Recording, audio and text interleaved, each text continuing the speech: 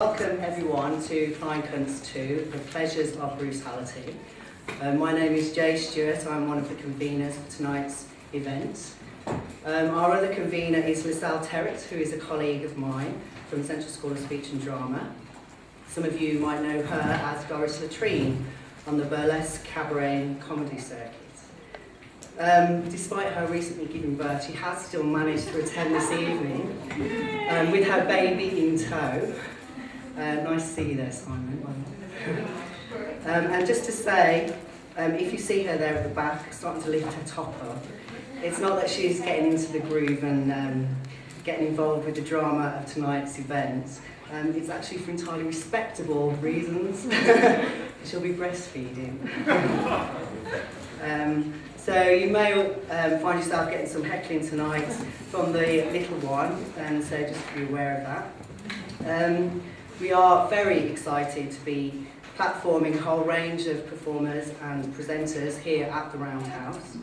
We have themed tonight the brutal, the vulgar, the ridiculous and the disgusting. So we should be in for a pleasant evening. What we're wanting to do here is to provide a space in which to offer some critical debate around short performance art practice.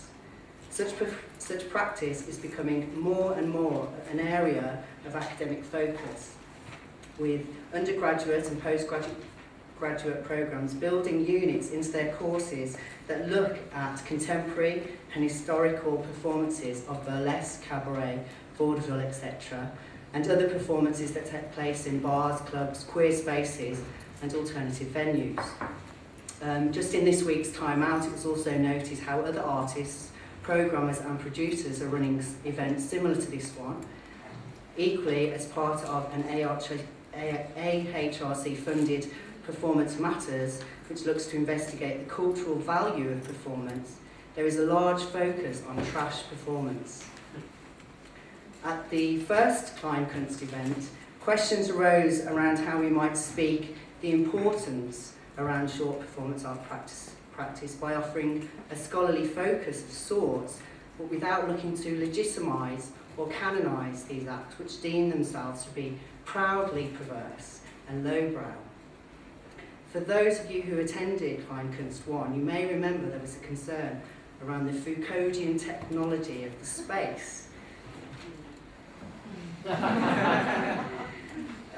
In regards to the discussion that took place, this was a concern around how the space, and often in academic context, was set up and is set up to allow for more airtime to certain people, i.e. those with the mics sitting on the stage or here at the lectern, rather than others sitting in the audience.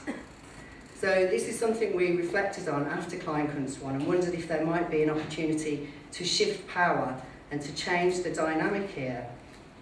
And then I found this quote. Queer performance creates publics by bringing together live bodies in space, and the theatrical experience is not just about what's on stage, but also about who's in the audience, creating community. So it's not to say that all of us here consider this space as strictly queer, but if we are to make Kleinkunst as a site of the alternative, it seems to me rather interesting in considering the audience here as equally important as to what's happening at the lectern or on stage. If we were to consider tonight as a community event, how might we look to produce this space?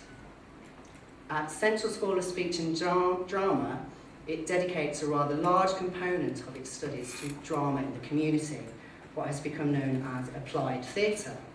So, what if we adopted some of the techniques used in this field and tried them out here tonight?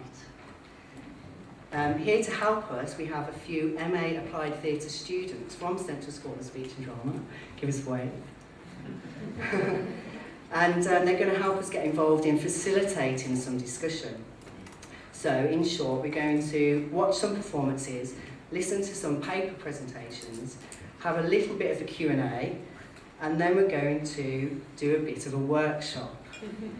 So it's a bit of an experiment. It could be a disaster, but just let's see. At the end of the Q&A, we're going to split you up into small groups and ask you a few questions. Please don't leave at the interval.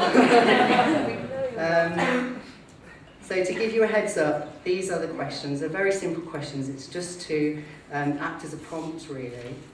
And then we're going to come back and feedback some of our points at the end. So how does that sound? Not so scary? Okay, so just to get you in the mood, we've given you each a free glass of wine. There will be an interval, so you may want to order another or three at the bar or from our lovely waiters. There won't be another opportunity for alcohol until 10:15, so you need to get it while you can. Okay, so before I hand you over to our lovely MC Ophelia Bitts and her band, it's just for me to say thank you very much to the Centre for Excellence in Training for Theatre for funding this event. My brilliant sidekick Laura, who's been very helpful with me convening the work. Thanks to Andy Lavender, who'll be chairing the Q&A. The Roundhouse for hosting us, especially Layla Jones, who's been a brilliant point of contact for us, and the team. All of the BA Theatre practice students who are responsible for all of the design and production of the space, which I think is absolutely fantastic. And we've got some waiters who have come from Central School of Speech and Drama's LGBT Student Union. So have a fantastic night, everybody, and it's over to Ophelia.